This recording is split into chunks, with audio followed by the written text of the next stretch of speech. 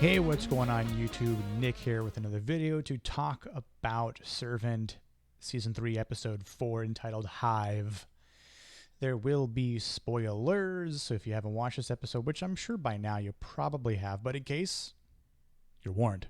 So, right off the bat, I want to say that I think this episode is probably the best one of the season so far. I know we're not even at that halfway point yet, but I do think we're at a good point of this season itself where things are leading up to the point where things are about to go down. Shit's about to hit the fan. And I think one of the interesting things that this show tries to do with the titles, or I think has done for the most part, is lead us on with a hint as to what's going on.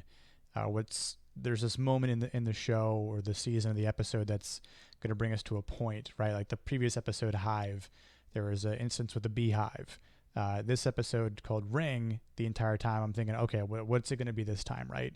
And sure enough, we get a little detail when Toby comes over with his new girlfriend, Sylvia, and there's this talk about a ring, and you know, she only wears it on her right hand, not her left hand, and says, oh, the only ring that's going to go on my left hand is the one with diamonds, you know, which he should not marry her at all. And I think this episode did a lot of good things, or did things well. Whether it be the overall direction, I think the acting from all of our main characters was well done.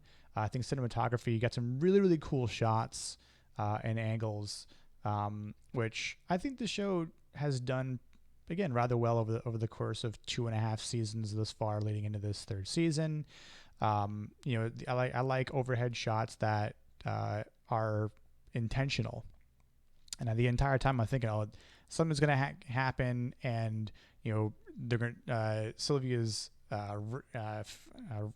the finger that the ring is on is going to get cut off, is essentially what I thought was going to happen. And you know, again, I did not like her at all. I'm gonna save some words, but you know, poor Leanne is just sort of listening to her come into, I guess it's her house, right? So, but the Turner's house, the brownstone, and she's berating Toby, treating him like shit, you know, yelling at him. And then meanwhile, she's trying to talk to Sean about, oh, you should open up your restaurant. And if you do, like, ha ha ha, like, definitely hire me on for your Michelin, you know, 5-star restaurant. And I'm like, yeah, I would not do that. And even though she kind of got a compliment from him at one point, because, you know, Sean did call her a good job, chef, when, you know, they were making the toffee and the candies. But before that happens, let's save that part for last. Sorry. Before that happens, how does it happen? How does Sylvia come over?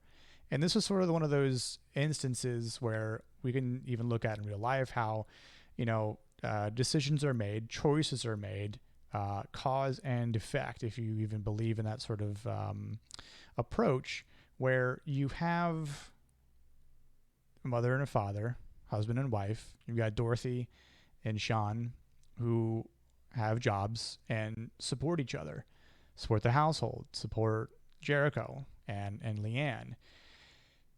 Sean obviously is at a very good point in his life with his career, and is, you know, working in this catering industry now, but he was on a, you know, obviously a very, you know, popular show, which obviously but again, involved the timeline of when Jericho, the original Jericho, passed away. And really, Dorothy is trying to find, again, this, not only her self-esteem, I think, but just this purpose. She's trying to find her niche again with reporting, or being, like, you know, a news anchor, being out in the field, having these stories that mean something to her. You know, she tried to do that with the homeless kids, but Sean took that spotlight. And granted, it's in the household, but it doesn't really help her out. It helps him out, gain that public eye. And even that sort of confidence coming from Leanne saying, don't worry, you're going to be a star. And it's like, well, what about Dorothy? And then Leanne says, well, you need to be here. your purpose is to be a good mother. Your purpose is to almost have this redemption, because what you did last time was forget about your child. But when you said you would do anything to have him back, does that mean sacrificing your career? Again, the show kind of has has this supernatural instance in it. And again, not trying to really talk about so much about real life right now, but at the same time, you can do both. Plenty of mothers do both. They work, have a successful career, raise their child or children on their own even. And kudos to all the single mothers out there, or fathers. But I think for the instance of this show and Dorothy and her feeling like she's cursed, feeling that there's something there pulling at her, withholding her from moving forward professionally. Because Sean could continue to do well and be successful, and Dorothy could also just stay home with Leanne and raise her child, or maybe do some lesser work and be okay with it. It's like she just hasn't found this self-acceptance and found a way to actually believe that what she's doing is somewhat fulfilling while, work-wise, and then also doing something with, staying at home and being with Jericho. And we get the instance of her, feeding and just not being, having some, breast issues, which we saw in a previous episode where, Leanne kind of helped her out with that a bit. But I think for the sake of what ends up happening, and it is unfortunate, and 2 points I want to bring up. Number one, when she has this issue, and I'm like, this is going to come back and haunt her at some point, or maybe not like haunt her, but have a negative effect. And I know it happens, to women. And I think it's, for Dorothy here, it happened at the worst time, because she's covering this mural of an artist in Philly, and then she's just so uppity and, oh my God, can you please tell me more about this? And all of a sudden demeanor changes just like that. And then you can see she starts lactating, and the guy's like, are you okay? And she's just like out of it. She obviously breaks down, when she comes home, and Leanne goes up and hugs her, and it's super unfortunate, because it's that piece would have put her back on the map in a matter of speaking. And so I do have some empathy towards Dorothy in trying to do that. So I can understand wanting to find a professional avenue or one that you've already had, and just to sort of, be back in the spotlight, kind of, regain that momentum that she once had, and not let some other, person or woman take her job. And so Julian comes over, right? Julian tells Sean, "Did you see this?" And the entire time I'm thinking, another point, another instance, another tragedy that happened that day could have been prevented if Dorothy just asked Julian to come over and help watch Jericho. But of course, the previous events, when Julian basically called out her sister with the DNA test, it severed some trust there. So I get it why she didn't. But at the same time, siblings are siblings, and we tend to forgive one another. So I think in another example, Dorothy could have maybe found it in her heart to go, Julian, I'll give you a shot here. You have to babysit him. And maybe there'll be a little bit of torture too. Like, you get to think what you did with this DNA test by babysitting Jericho, while Leanne helps Sean, because at that point it would have been fine. But because Dorothy wanted to go do this piece, Sean needed help, Leanne had to watch Jericho, Sean had to get Toby, and then Toby brings in our problem. The title of this episode. And so let's get to that. So I loved this part. And again, I thought this episode was a lot better than the previous three. So we can see the events. It's starting to get a little hectic in the kitchen there. There's a lot of name callings. Toby goes outside for a second. Leanne's like, how can you let her, talk to you like this, and sticking up for him. And Toby's just feels like acting like a super beta male, and I'm just like, just have some integrity, Toby, for fuck's sake. Do not let her just walk all over you like that. And not to say he needs to be mean to her, but again, just have some integrity. Stand up for yourself. And I thought that Leanne was going to do something, right?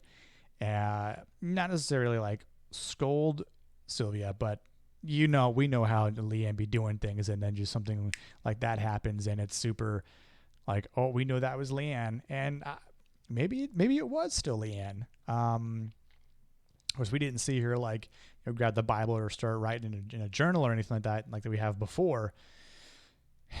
But that doesn't mean that she was thinking things, or the time we actually didn't see her on screen, that she was praying or wishing, hoping something would happen, because she cares for Toby, or maybe has a little bit of a crush on Toby, right?